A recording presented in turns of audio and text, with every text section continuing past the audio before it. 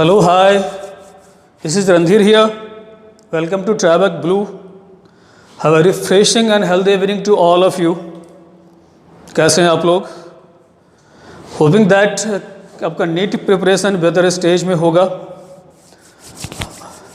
To crack NEET या AIIMS with a good rank की strategy क्या होनी चाहिए, आप क्या पढ़ें, कैसे पढ़ें, ये सारा डिस्कस ये स्ट्रेटजी आज मैं शेयर करता हूँ आपके साथ. तो चलिए लेट्स स्टार्ट करते हैं इसे.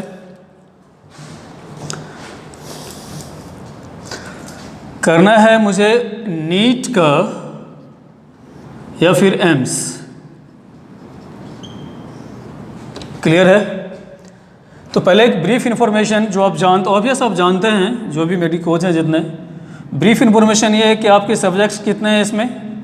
फिजिक्स, केमिस्ट्री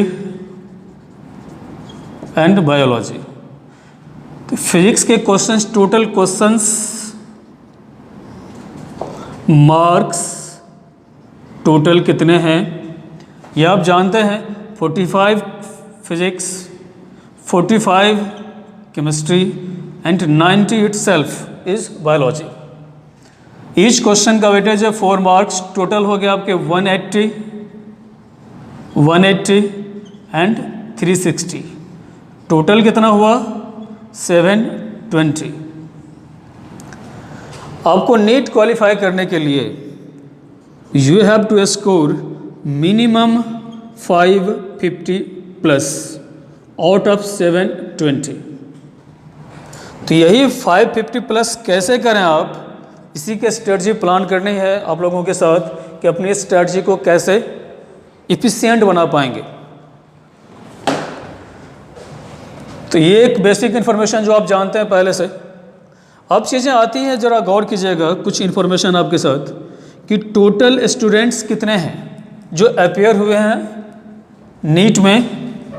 वो है 14.5 लाख्स. इससे आपको एक डाटा मिलेगा कि आप कहाँ पे हैं. 14.5 लाख्स अपेयर होता है. और टोटल गवर्नमेंट सीट्स कितने हैं आपके एमबीबीएस के? 32,000. तो आपको 32,000 में आना है विथ अ गुड रैंक. और इतने स्टूडेंट्स हैं तो ऑब्वियस है अपने स्टडी को प्लान करना ही पड़ेगा, क्योंकि रिजल्ट सिर्फ नॉलेज से नहीं होता. रिजल्ट के लिए प्रॉपर प्लानिंग चाहिए. बहुत इन्फॉर्मेशन लेके आप हो सकता है सिलेक्शन ना हो, बहुत लिमिटेड इन्फॉर्मेशन लेके किसी का सिलेक्शन हो जाता है. तो एक्चुअली होता क्या है, कहीं पे भी जब सिलेक्शन की बात करते हैं तो सिलेक्शन डिपेंड करता है आपके प्रॉपर प्लानिंग और उसके एग्जीक्यूशन पे कि आप कैसे करते हो. तो इसी से रिलेटेड कुछ चीज़ें बता रहा हूँ मैं आपको नाउ कि आप करें कैसे, कि जो आपका स्ट्रैटेजी होना चाहिए नीट प्रिपरेशन के लिए. नीट प्रिपरेशन का जो स्ट्रैटेजी होगा आपका,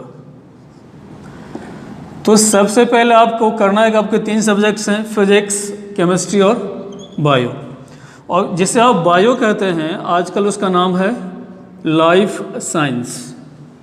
और गौर किया होगा आपने कि अगर आप प्रीवियस ईयर के पैटर्न को आपने देखा होगा तो इस टर्म से भी क्वेश्चन है कि लाइफ साइंस, या फिर एक टर्म आता है एक्सोबायोलॉजी क्या है. तो आपको अगर साइंस पढ़ना है और बेहतर परफॉर्म करना है तो आपको ये ध्यान देना होगा, आपको ऑब्जर्वेशन आपका बेहतर की होना चाहिए. जितना बेहतर ऑब्जर्वेशन उतना आसान हो जाता है हमारा रिजल्ट. और आज डिस्कस करते हैं आपके साथ बायो का, कि बायो की स्ट्रेटजी क्या होगी. फिर अगर ज़रूरत हुई आपको तो कमेंट सेक्शन में लिखने के बाद, अगर ज़रूरत हुई तो केमिस्ट्री एंड फिजिक्स दोनों का करेंगे. आज मैं बायो करता हूँ कि बायो का स्ट्रेटजी क्या होनी चाहिए. जब बायोलॉजी में आते हैं आप तो देखिए ज़रा गौर, जो मेरा डाटा है, वो जो ऑब्जर्वेशन है वो बेस्ड है 10 ईयर्स के प्रीवियस ईयर पेपर पे. और इसको अगर आप ऑब्जर्व करते हैं माइन्यूटली तो एक्चुअली एक वर्ड है इफ़िशियंसी. आपने पढ़ा होगा बहुत पहले, या ऐसे भी कि इफ़िशियंसी का मतलब होता है कि कितना इनपुट में आउटपुट कितना है. डन. तो मान लीजिए इनपुट बहुत ज़्यादा है, आउटपुट कम है, तो वो इफ़िशियंट नहीं है, और अगर इफ़िशियंट नहीं तो मेरे काम का भी नहीं होगा। और यह फिजिक्स में पढ़ा होगा आप लोगों ने, कार्नोट साइकिल का एफिशिएंसी पूछा जाता है, एक क्वेश्चन लगभग कन्फर्म होता है। इफ़िशियंसी का मतलब आपने जितना टाइम स्पेंड किया उस पर, जितना आपने इन्फॉर्मेशन गैदर किया है, उसका वास्ता आपके मेन एग्जाम से कितना है। तो इसी के अकॉर्डिंग, तो जो इफ़िशियंसी के अकॉर्डिंग मैं आ रहा हूँ यहाँ पे, कुछ चैप्टर्स हैं जो ऑब्जर्वेशन के अकॉर्डिंग, जिसमें कंटेंट है 1 और क्वेश्चंस होते हैं 5 टाइम्स। मतलब मैं इसको कहता हूँ कि 1:5 के रेशियो में है, फिर दूसरा है 1:3 के रेशियो में है, एंड लास्ट 1:1 के रेशियो में है। इस रेशियो का मतलब कि अगर आपके पास कंटेंट 1 है, एक कंटेंट से लगभग 5 क्वेश्चंस, तो ऑब्वियसली ज़्यादा इंपॉर्टेंट होगा। और मुझे करना क्या है कि मैक्सिमम क्वेश्चन अटैम्प्ट करने हैं आपको नीट में, और जितना अटैम्प्ट करेंगे, हाँ मस्ट बी करेक्ट, नेगेटिव बहुत कम करना है मुझे। तो उन सारे चैप्टर्स का जो 1:5 कौन दे रहा है, 1:3 कौन दे रहा है, 1:1 कौन दे रहा है, और ये जो मेरा डाटा है जो मैं आपको शेयर कर रहा हूँ नाउ, वो बेस्ड इसी ऑब्जर्वेशन पे है। तो चलिए स्टार्ट करते हैं, और अब इसे नोट डाउन कर लें या बस स्क्रीनशॉट कर सकते हैं। देखिए ज़रा इसे, चीज़ें आती, जब बायोलॉजी की बात करते हैं आप, तो इसको कह सकते हो आप कि ये मैं इसे ट्रिपल स्टार दे रहा हूँ, या वेरी VVI टॉपिक्स जो आपको पढ़ने हैं। मतलब इसमें आपको पढ़ना कम है और नीट में क्वेश्चन इससे बहुत ज़्यादा है, लगभग 5 टाइम्स ज़्यादा। तो first one is ecology, clear है। Second one is human physiology,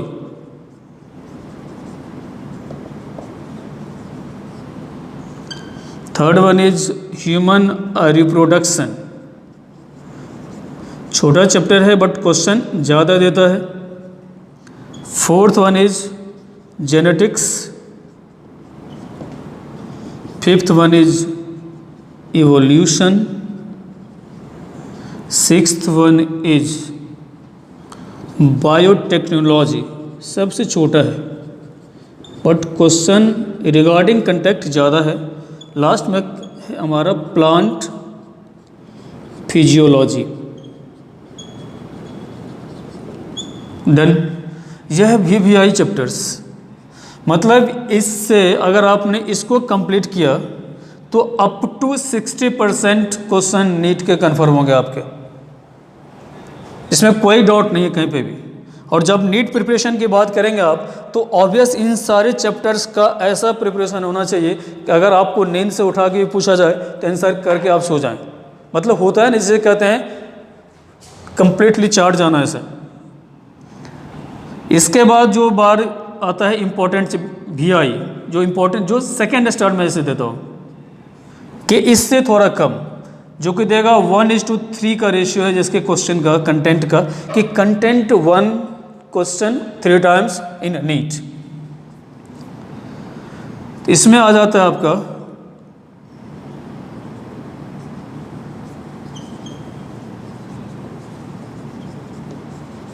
biodiversity,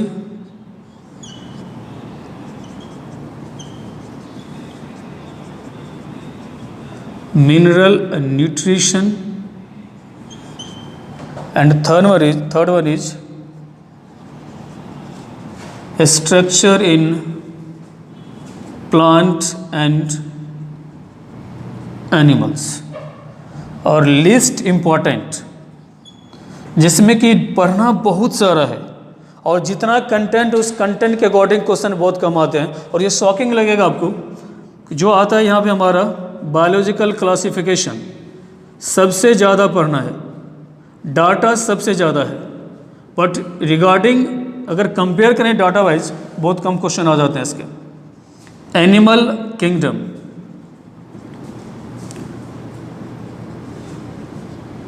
and last one is plant kingdom. इसमें एक और ऐड कर लें आप, सेल बायोलॉजी। ये मेजर चैप्टर है तो जब आप नीट की बात करेंगे, आपके पास जो टाइम बचा हुआ है उस टाइम में सबसे पहले इसे प्रिपेयर करें आप इन सारे चैप्टर्स को, और इसके बाद इस सीक्वेंस में करें आप, और आप देखेंगे प्रीवियस ईयर के पेपर का एनालिसिस कीजिए आप, हमेशा आपको नज़र आएगा यही पैटर्न है सारे के सारे। तो जो स्ट्रेटजी की बात आती है तो पहले तो ये हो कि स्टडी हमारा होना चाहिए सिलेक्टिव, टोटल होल सिलेबस के पीछे नहीं जाना, कभी भी नहीं फ़र्क पड़ता भाई उससे कुछ भी। आपको बस ये करना है कि अकॉर्डिंग टू जो एग्ज़ाम का सिस्टम है हमारा, जो उसका अपना सिलेबस है, उस सिलेबस के अकॉर्डिंग जो जितने नोटवर्दी चैप्टर्स हैं पहले उसे कर लें, उस पर ग्रिप बना लें पूरा कि इससे क्वेश्चन ना छूटे।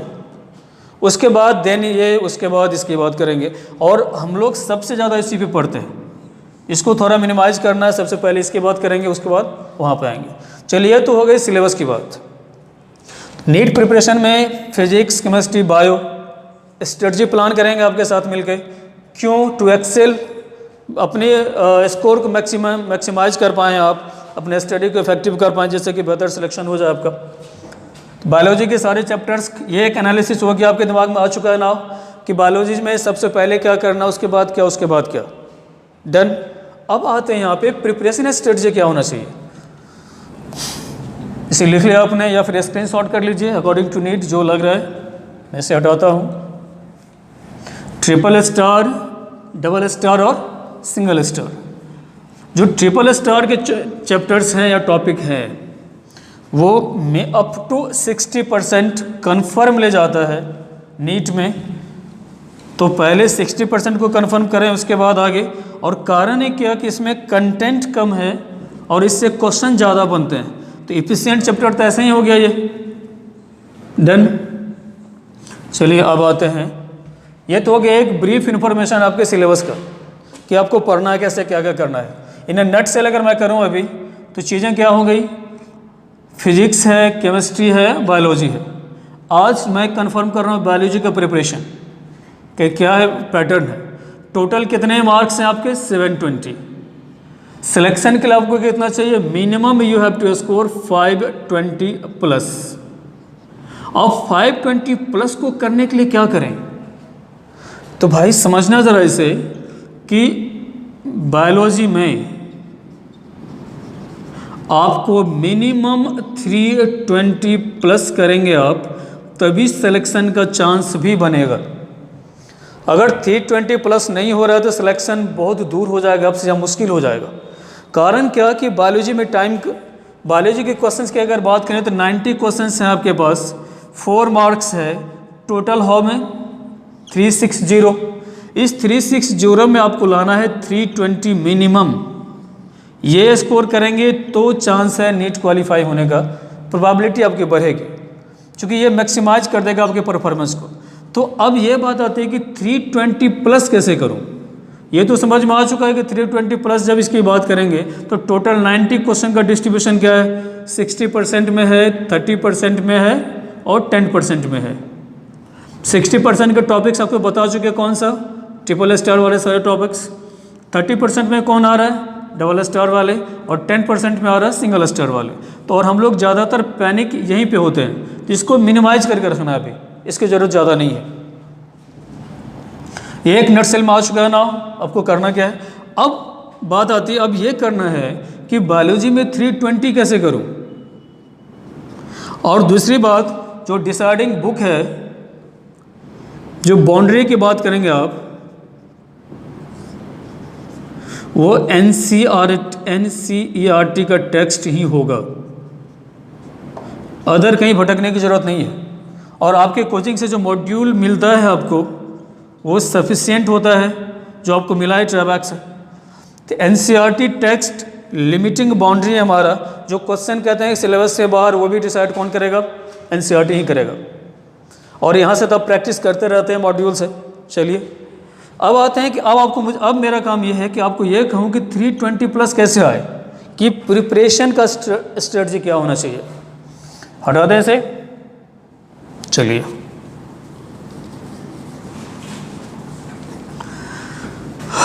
तो 60-30-20 आप समझ चुके हैं एफिशिएंसी। 1:5, 1:3 एंड 1:1 के टॉपिक्स या चैप्टर्स कौन कौन है आपके। चलिए अब आते हैं जो 3 स्टार चैप्टर है आपका, लेट मान लिया आपने पढ़ा होगा ह्यूमन फिजियोलॉजी के बारे में, ठीक। तो आपको करना क्या कि पढ़ने का तरीका क्या होना चाहिए, रीडिंग जो स्ट्रैटेजी है आपकी, सबसे पहले एनसीईआरटी की बात करेंगे, एक बार आप उसे रीड अवश्य करेंगे। फर्स्ट रीडिंग आपको समझ में आए या ना आए, जितनी चीज़ें आ रही बस आ रही हैं। आफ्टर क्लास, जो भी क्लास आपका होगा चाहे ऑनलाइन या ऑफलाइन, जहाँ भी आप क्लास कर रहे होंगे, उसके बाद एक क्विक रिवीजन, उसका क्विक रीडिंग अगेन करेंगे आप। लास्ट में उसका करेंगे आप फास्ट रिवीजन।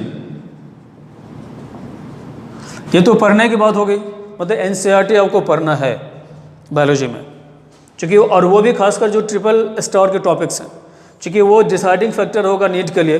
तो कैसे पढ़ें, पहले एक बार ऐसे ही पढ़ें आप क्लास में जाने से पहले। क्लास जब आप पढ़ चुके हैं उसके बाद जब दोबारा उसे पढ़ेंगे तो आपको बहुत सारी चीज़ें नज़र आएंगी वहाँ पे। चूँकि एनसीईआरटी में है क्या, तो अगर किसी एक टर्म को एक बार कहीं लिखा है तो दोबारा कहीं रिपीट नहीं करता है।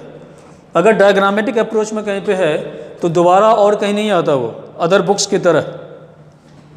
जैसे लेट मान लीजिए आप जानते होंगे, लेट फिजियोलॉजी की बात है, लेट मान लीजिए मैं ले लेता हूँ हार्ट। अब जानते हैं लैटिन में इसको क्या कहते हैं आप, कार्डियक। तो एक आपने पढ़ा कि क्वेश्चन पूछा हुआ है कि वेंट्रिकल का पंपिंग कैपेसिटी कितना होता है, ठीक।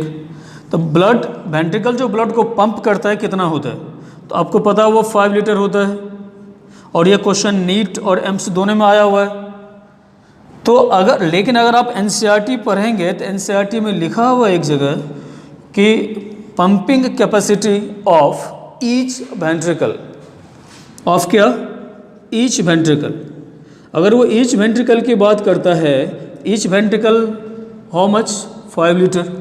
और जो क्वेश्चन पूछा गया था कि वेंट्रिकल की कैपेसिटी कितनी है या हमारे हार्ट की पंपिंग कैपेसिटी कितनी है, वेंट्रिकल से दो आपके पास टोटल कितना हो जाएगा, 10 लीटर। तो गौर करें आप, अगर आपने ईच को छोड़ा, अगर आपने ईच पे गौर नहीं किया तो आपके क्वेश्चन तो पढ़ने के बावजूद गलत हो जाएंगे सारे के सारे। तो ईच वेंट्रिकल की कैपेसिटी इतना है। इसलिए मैं कहता हूँ कि एनसीईआरटी का रिवीजन कैसे होना चाहिए कि आपको 3 टाइम्स पढ़ना है, उसके प्रत्येक वर्ड पे जाना है कि वर्ड पे पकड़ होना चाहिए, ना कि सेंटेंस पे। डन। ईच वेंट्रिकल का इतना है, तो ये आप समझते हैं पहले से ही। जब आप आपने पढ़ा होगा या जब आप पढ़ेंगे क्लियर हो जाएंगी चीज़ें ये। नाउ अब बात करते हैं, चलिए रीडिंग स्ट्रेटजी तो आगे समझ में। अब बात करते हैं कि नोट्स कैसे बनाएं, क्या करें आप, हटा दो इसे। चलिए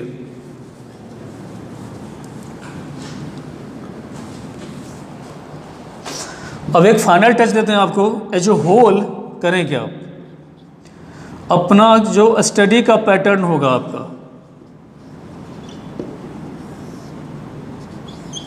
पहला स्टडी करेंगे या आप उसे रीड करेंगे, रीडिंग, ठीक, चलो माना। इसके बाद करेंगे क्या, जब स्टडी और रीडिंग के बाद आप नोट्स प्रिपरेशन करेंगे। नोट्स प्रिपेयर करने के बाद आप उसे रिवाइज करेंगे और रिवीजन के बाद पेपर जब आप देने जाएंगे, पेपर को अटेम्प्ट कैसे करें आप, पेपर अटेम्प्टिंग स्किल या फिर स्ट्रेटजी क्या होगी आपकी, जो मायने रखता है। तो टोटल एज ए होल अगर मैं कहूँ किसी भी कॉम्पिटिटिव एग्जाम्स का यही पैटर्न होता है। अगर आप इसे फॉलो करते हैं तो सिक्योर्ड हैं कि आपका होना ही होना है। कैसे देखें आप कि ये एक वे है कि अपने स्टडी को इफेक्टिव बनाने का, कि जो आप पढ़ेंगे बुक से, जो भी आपके पास, ये कहाँ से करेंगे आप, एनसीईआरटी और क्लास का जो नोट्स है आपके पास। डन।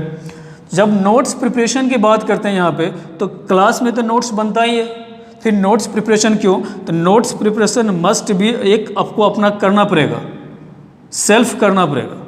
और जब सेल्फ नोट्स प्रिपरेशन की बात करेंगे तो यहाँ पे आएंगी चीज़ें माइंड मैप के फॉर्म में। और माइंड मैप क्यों कहता हूँ मैं, क्योंकि और जो डायग्रामेटिक अप्रोच ज़्यादा हो, जहाँ पे स्टेटमेंट की ज़रूरत ज़्यादा नहीं है लैंग्वेज की ज़रूरत ज़्यादा नहीं है, जो भी चीज़ें आ रही हैं उसको एक मेमोरी मैप बनाएं आप, माइंड मैप कहें या इसे आप कह सकते हैं कि मेमोरी मैप, और अब वो इसे आपको खुद बनाना है।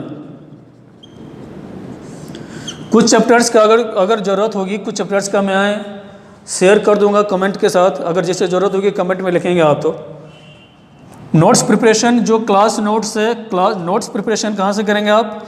एनसीईआरटी, क्लास नोट्स और प्रीवियस ईयर पेपर तीनों को मिला के नोट्स प्रिपरेशन होगा आपका, जो आप खुद करेंगे, इट सेल्फ करेंगे, और वो 21 फॉर्म में, in the form of mind map और मेमोरी मैप की फॉर्म में, जिसमें डायग्रामेटिक अप्रोच ज़्यादा होगा, काम की चीज़ें जो होंगी, बेकार की चीज़ें नहीं होंगी। और इस चीज़ को अगेन जब इसकी बात करते, जब आप माइंड मैप या मेमोरी मैप बनाएंगे आप, अब ये दो तरह से बनाएंगे, जो मैं इसके बाद बताता हूँ कि जैसे आपका नोट्स बना, और यही एक अहम रोल यही प्ले करता है कि आपका नोट्स किस तरह का आ रहा है, जो आपने खुद प्रिपेयर किया अपने लिए। जब नोट्स प्रिपरेशन हो जाएगा तो नोट्स प्रिपरेशन के बाद उसके रिवीजन की बात आती है, जब उसे रिवाइज करेंगे प्रॉपर्ली, और एक चूँकि ये रिवीजन होगा अकॉर्डिंग टू रिक्वायरमेंट जो नीट का है, तो फिर लास्ट में आएगा पेपर अटेम्प्टिंग स्किल, जो हम लोग डेवलप करेंगे आपका बैठ के यहाँ पे। तो अभी जो ज़रूरी है क्या है आपका, नोट्स प्रिपेयर कैसे करें आप। मैं एक दो चीज़ थोड़ा सा मेमोरी मैप के बारे में बताता हूँ आपको, यहाँ तक चीज़ें क्लियर है। मैं इसे हटा रहा हूँ, आप चाहे तो स्क्रीनशॉट ले लें या राइट डाउन कर लें। अब आते हैं नोट्स के प्रिपरेशन पे क्या करें आप। जब भी आप नोट्स बनाएंगे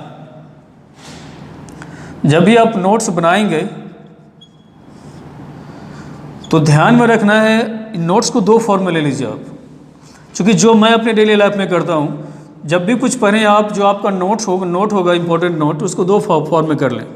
एक फैक्चुअल डाटा जो होगा,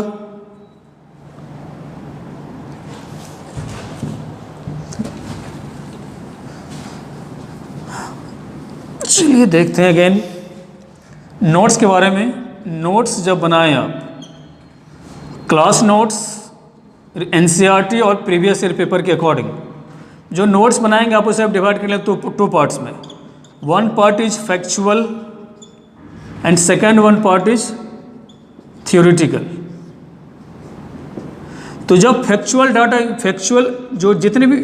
मतलब जितना भी डाटा आ रहा है हमारा, अगर होल बायोलॉजी की बात करें ना, कंप्लीट बायोलॉजी, तो टोटल फैक्चुअल ये जो जितने डाटाज बनते हैं नीट के लिए, मैक्सिमम 2 to 3 पेज जाएगा, और उस डाटा से 2 से 3 क्वेश्चन बनता है। तो जितना डाटा है, अगर सारे डाटा का अगर आप एक साथ कलेक्ट कर लेते हैं तो आप निश्चिंत हैं, इस डाटा को कहीं भी चिपका दीजिए आप वॉल वगैरह पे, देखते रहें, सारा डाटा दिमाग में आ जाएगा। और दूसरी बात है थियोरिटिकली, जो थ्योरी आपने पढ़ा है खुद से क्लास नोट से, उस थ्योरी को एक आप माइंड मेमोरी मैप के फॉर्म बनाइए। लेट मान लीजिए किसी के थ्योरी को आप करेंगे क्या कि अब यहाँ पे आप जज करें, ये कोशिश करें कि रिक्वायर्ड क्या है। रिक्वायर्ड वही होगा जिसकी ज़रूरत है, बेमतलब के सेंटेंस की ज़रूरत वहाँ पे नहीं है, क्योंकि आपको नीट क्लियर करना है। तो रिक्वायर्ड क्या करेंगे, जो भी इम्पोर्टेंट डाटा है उसको आप राइट डाउन करेंगे, जो बेमतलब की चीज़ें हैं उसे कहीं साइड में, या जो आपके दिमाग में पहले से है उसे कहीं और रखेंगे, अपने नोट्स में शामिल नहीं करेंगे। क्योंकि हमारे ब्रेन की जितनी कैपेसिटी है ना, जितना बेहतर रिवीजन होगा उतना बेहतर पेपर भी होगा, और उसी के अकॉर्डिंग रिजल्ट भी आएगा। तो नोट्स प्रिपरेशन समझ में आ रहा है। फैक्चुअल डाटा अलग कर लेंगे, थ्योरी जितने हमारे उसको अलग फॉर्म में लिखेंगे, अपना एक सेल्फ नोट्स जरूर बनाएंगे, और वो सारा जो नोट्स बनेगा in the form of memory map must be. और मेमोरी मैप का मतलब आप खुद बना के देखें उसे, आप डायग्रामेटिक अप्रोच लें, थ्योरेटिकल या लैंग्वेज का इस्तेमाल थोड़ा कम करेंगे। यहाँ तक चीज़ें सही है ना। अब बात आती है क्या, रिवीजन की। चलिए, नीट ज़्यादा मुश्किल है नहीं ब्रदर, आसान है अगर आप प्लान करके करते हैं तो। नॉलेज से वास्ता तो है, बट उतना नहीं है जितना नॉलेज के पीछे परेशान होते हैं कि सिलेबस कंप्लीट नहीं हो रहा है या नहीं है। तो ऐसा नहीं, जिसका सिलेबस कंप्लीट है उसी का सिलेक्शन होता है। अकॉर्डिंग टू नीड जो कंप्लीट है, अगर आप उतना करते हैं तो ऑब्वियस आपका सिलेक्शन होगा। तो चलिए अगेन जो चीज़ें आ रही थी, स्टडी या रीडिंग, उसके बाद नोट्स को प्रिपेयर किया आपने, जो किस फॉर्म में था, मेमोरी मैप के फॉर्म में, और ये मेमोरी मैप बेस्ड है किस पे, एनसीईआरटी पे, क्लास नोट्स पे, और third one is previous year paper पे।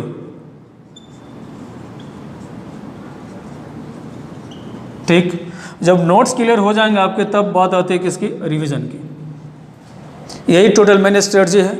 अब एक लास्ट चीज़ है, जब आप स्टडी करें तो इसका ज़रूर ध्यान रखें कि साइंस में, चूँकि साइंस का मतलब ही होता है नॉलेज जो बेस्ड है ऑब्जर्वेशन पे, आपका ऑब्जर्वेशन जितना कीन एंड क्लियर होगा उतना बेहतर रिजल्ट होगा। तो जैसे लेट जब भी पढ़ें आप, तो ध्यान रखें क्या कि जैसे सिंगुलर और प्लूरल की बात करते हैं, इस सिंगुलर प्लूरल के कारण 2 से 3 क्वेश्चन बनता है प्रत्येक कॉम्पिटिटिव एग्जामिनेशन में जो साइंस पे बेस्ड है। जैसे मैं एक आपको एहसास कराता हूँ, जैसे आपने पढ़ा होगा आइसोटोप के बारे में कि आप अपना रीडिंग स्किल कैसे बढ़ाएंगे।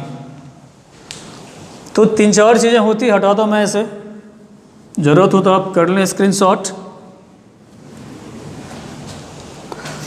केमिस्ट्री में जस्ट एक सिर्फ इसलिए कि आप एहसास कर पाएंगे क्या होता है, और ये मैं इसलिए ले रहा हूँ, ये हर किसी को पता है। आइसोटोप है, आइसोबार है, आइसोटोन है, आइसोडायाफर है, और न्यूक्लियर आइसोमर है। आपने पढ़ा होगा सारी चीज़ों के बारे में। लेकिन मैक्सिमम क्वेश्चन कहाँ से पूछा गया है, आइसोटोप से। आइसोबार से नहीं के बराबर, टोन से नहीं के बराबर, डायाफर कभी कभी है, लगभग एक तरह से कह सकते हैं नहीं के बराबर। तो आपको ये सोचना होगा आइसोटोप में सर क्या है कि क्वेश्चन यहाँ से ज़्यादा है, और हमेशा रहता है। उसके लिए क्या करें, जरा कोशिश करता हूँ मैं, हटाते हैं सबको। तो 3 चीज़ें हैं कि क्या अंतर है, आप बस इसको समझ पाएँ। आइसोटोप, आइसोबार और आइसोटोन जो बेसिक है, जो आप 8-9 से पढ़ते आ रहे हैं। आप कहते हैं इसमें सेम होता है एटॉमिक नंबर, इसमें सेम होता है मास नंबर, इसमें सेम होता है नंबर ऑफ न्यूट्रॉन्स। तो जनरली कभी भी इससे क्वेश्चन नहीं आया, इससे क्वेश्चन नहीं आया है, लेकिन ये कंटिन्यूसली क्वेश्चन देता रहता है। क्या कारण है?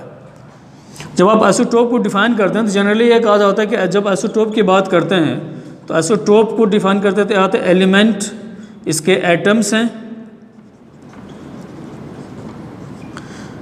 लेट मान लीजिए 1, 2, 3 एटम्स की बात करते हैं, आप जानते हैं इसके।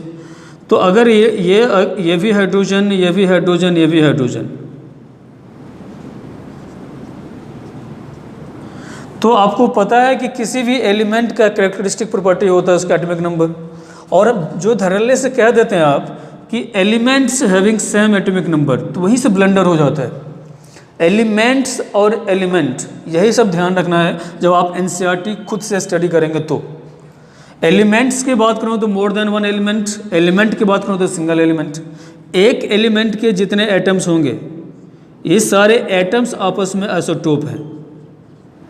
जो बोला जाता है कि जब इसे डिफाइन करते हैं आप, इसमें चीज़ें आ जाती हैं कि एटम्स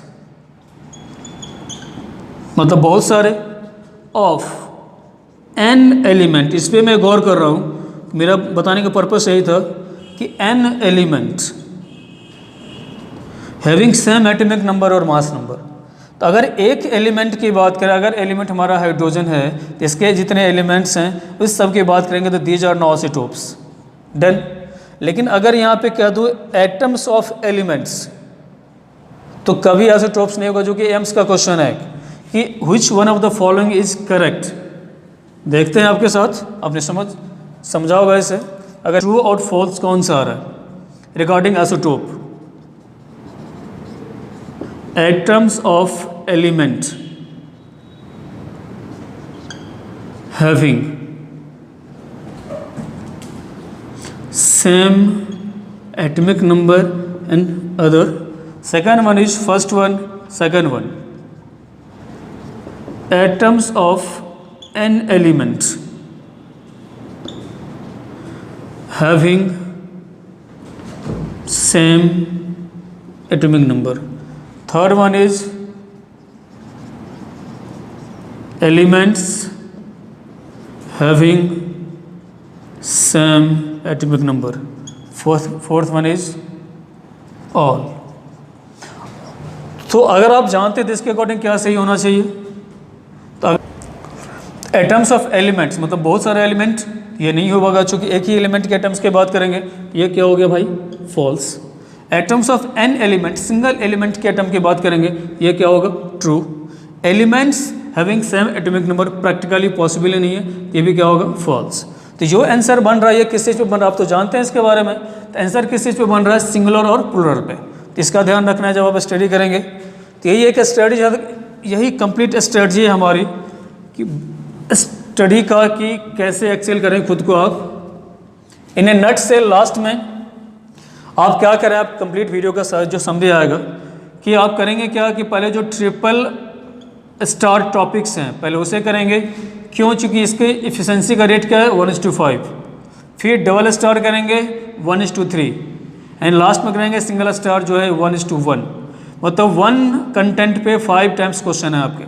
दूसरी बात क्या करेंगे आप, स्टडी का प्लान क्या है आपका, स्टडी या रीडिंग जब भी करेंगे आप उसके साथ उसका नोट्स प्रिपरेशन खुद करेंगे, और नोट्स प्रिपरेशन के बाद उसका रिवीजन के बाद पेपर अटेम्प्टिंग टेक्निक्स जो आपको बताएंगे ग्रेजुअली हम टेक्निक्स. तो नोट्स किस फॉर्म में बनाएंगे आप, मेमोरी मैप के फॉर्म में. स्टडी कैसे करेंगे आप समझ में आ गई, एनसीईआरटी को कैसे पढ़ना है, सिंगुलर और प्लूरल को फोकस करना है जब भी खुद से पढ़ें, और जो नोट्स बनाएंगे आप बेस्ड होगा 3 चीज़ पे, वो सारी चीज़ें दिमाग में आ चुकी है ना. इससे रिलेटेड, इससे नेक्स्ट पेपर अटेम्प्टिंग टेक्निक्स क्या होगा या केमिस्ट्री और फिजिक्स से रिलेटेड क्या करना है जो देखेंगे नेक्स्ट वीडियो में. और अगर आपको यहाँ कुछ इशू आ रहा है, कुछ समझना है, कुछ और चीज़ें जानना है आपको, तो कमेंट सेक्शन में मेंशन करें उसे. Physics and chemistry and complete जो सिलेबस का आएगा प्रत्येक चैप्टर का, वो ग्रेजुअली नेक्स्ट वीडियो में आता रहेगा. Till then bye bye.